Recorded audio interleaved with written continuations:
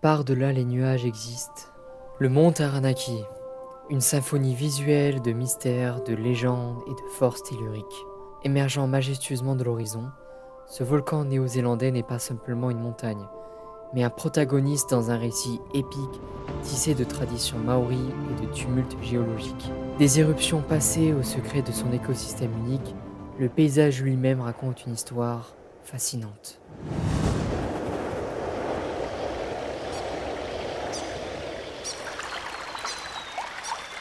We are the children of many gods. Tangaroa, the god of the sea. Rongomatane, the god of peace. And the god of the forest, the ferns, the birds, all children of Tane Mahuta.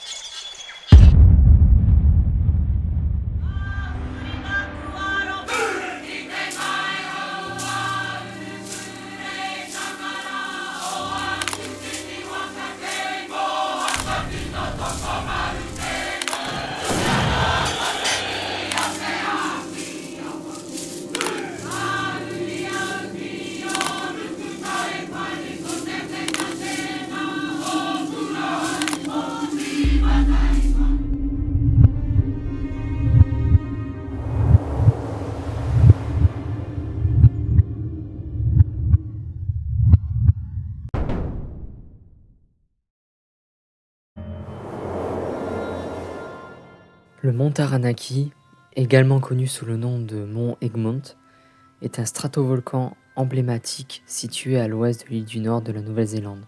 Souvent coiffé de neige, il s'élève à 2518 mètres au-dessus du niveau de la mer et offre des vues panoramiques spectaculaires sur la région. C'est le deuxième plus haut sommet de l'île du Nord après le mont Ruapehu. La particularité du mont Taranaki, ce sont ses formes élégantes et ses pentes escarpées. Les éruptions passées ont laissé leur empreinte, créant des vallées et des rivières qui témoignent de la puissance de la nature. Sa forme conique est considérée comme une des plus symétriques au monde. Selon la mythologie maori, Taranaki résidait autrefois au centre de l'île du Nord, aux côtés des autres volcans de Nouvelle-Zélande. La belle Pihanga était convoitée par Taranaki et Tonariro, déclenchant une grande bataille entre les deux.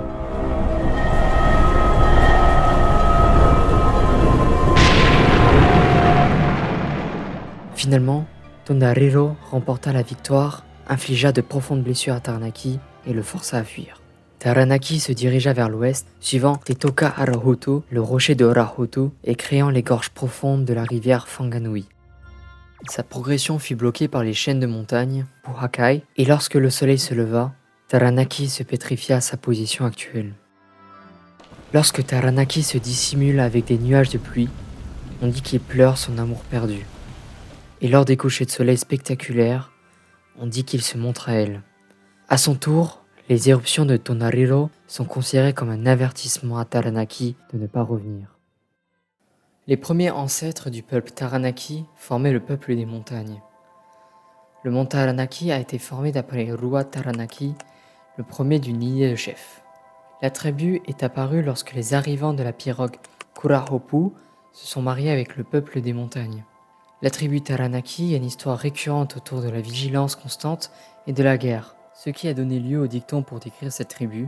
On ne peut pas les vaincre, ils sont comme des poissons avec des grandes écailles épaisses.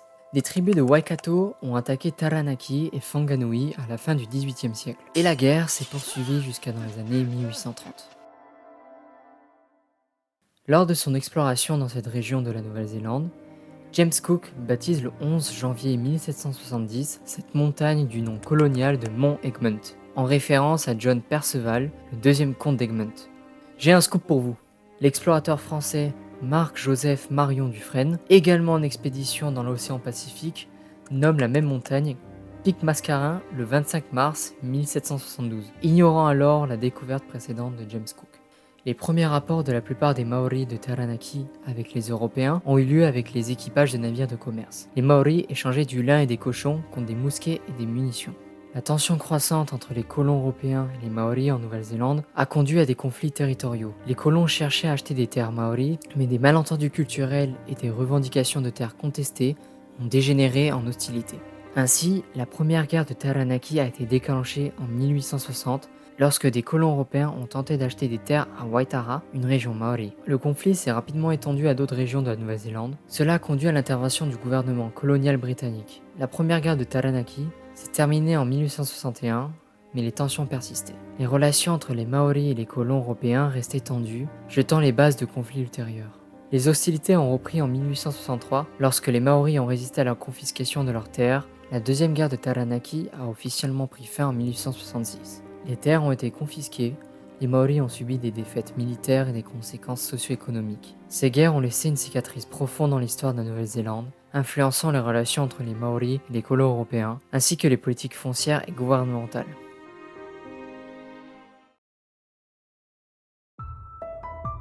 La déforestation autour du mont Taranaki était principalement due à l'exploitation forestière intensive par les colons européens.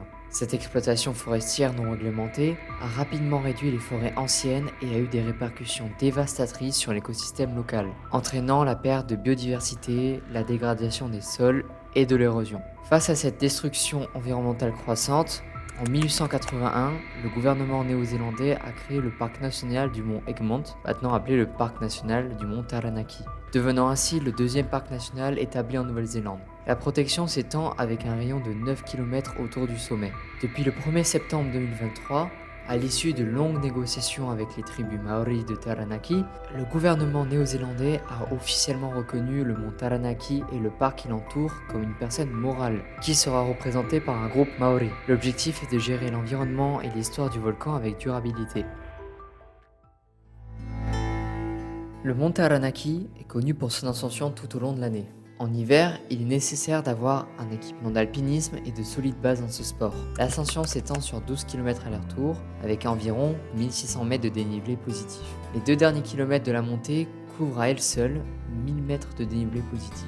On considère cette randonnée comme la plus dure du pays sur une journée. Trop de personnes sous-estiment cette grimpe, c'est une ascension dangereuse. Autour de 90 personnes sont mortes en tentant l'ascension depuis 1891, ce qui fait d'elle la deuxième montagne la plus mortelle après Aoraki, aussi connue sous le nom de Mont Cook, le plus haut sommet du pays. Ce n'est pas tant la technicité de la grimpe qui fait sa dangerosité, mais l'instabilité environnementale et météorologique. Il n'est pas recommandé de grimper le mont Taranaki si la météo n'est pas parfaite.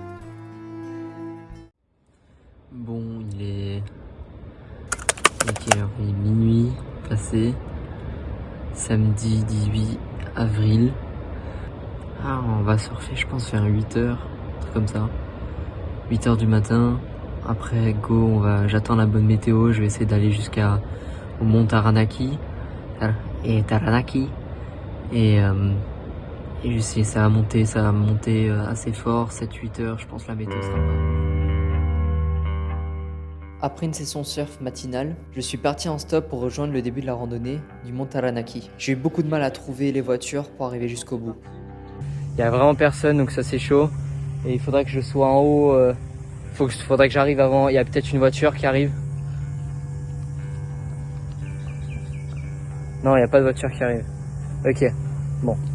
Et il faudrait que j'arrive avant midi. Parce que si j'arrive trop tard, après, ça sera chaud pour la redescente. La montagne, hop, est juste là. Je sais pas si on voit bien, mais voilà, donc on continue de marcher. Espérons qu'il y ait une voiture qui passe. Du coup, je suis arrivé en début d'après-midi, un moment pas très idéal pour arriver au sommet. Je suis allé à l'accueil pour pouvoir prévenir que j'allais monter au sommet. Ceci est une démarche obligatoire quand on veut monter au sommet et en étant tout seul. La personne à l'accueil m'a dit que j'arrivais un peu tard et la météo n'était pas très bonne, et donc que je n'allais probablement pas pouvoir arriver au sommet. En fait, dans les conditions de sécurité, ils disent qu'on doit être de retour avant la tombée de la nuit. Sur le papier, c'est une randonnée qui demande 8 à 9 heures aller-retour. Étant donné qu'il était déjà autour de 13 heures, ça me laissait pas beaucoup de temps avant d'arriver en bas, toujours dans la lumière. Je suis monté le plus rapidement possible et c'est vrai que j'ai passé tout mon temps dans les nuages. J'étais épuisé parce que la montée est très physique avec beaucoup d'escalade et j'ai douté plusieurs fois de si je pouvais aller au sommet. J'étais conscient de la dangerosité de la montagne et il fallait que je fasse le choix le plus logique pour moi. Il y a une petite pause repas. Encore beaucoup à monter. On voit pas grand chose. Je sais pas si je peux tourner.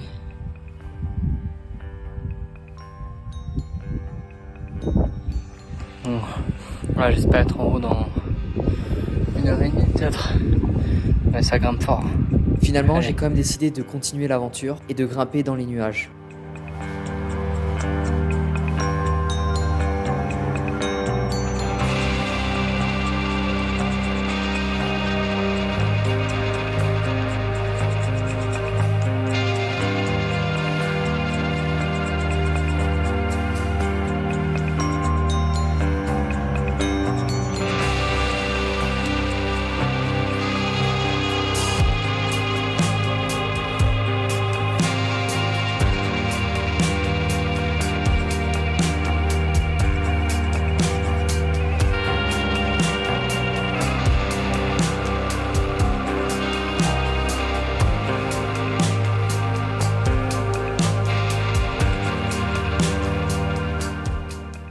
suis arrivé au sommet environ 3h, 3h30 et honnêtement, j'ai passé presque 3 heures dans les nuages. C'est seulement quand je suis arrivé au sommet que je suis passé au-dessus des nuages. Et ça a été une vraie satisfaction parce que je suis resté dans le doute tout le long. Je ne voyais pas plus loin que 10 mètres devant moi. Une fois arrivé au sommet, je ressens tout type de sensations, de sentiments, d'émotions. C'était complètement fou.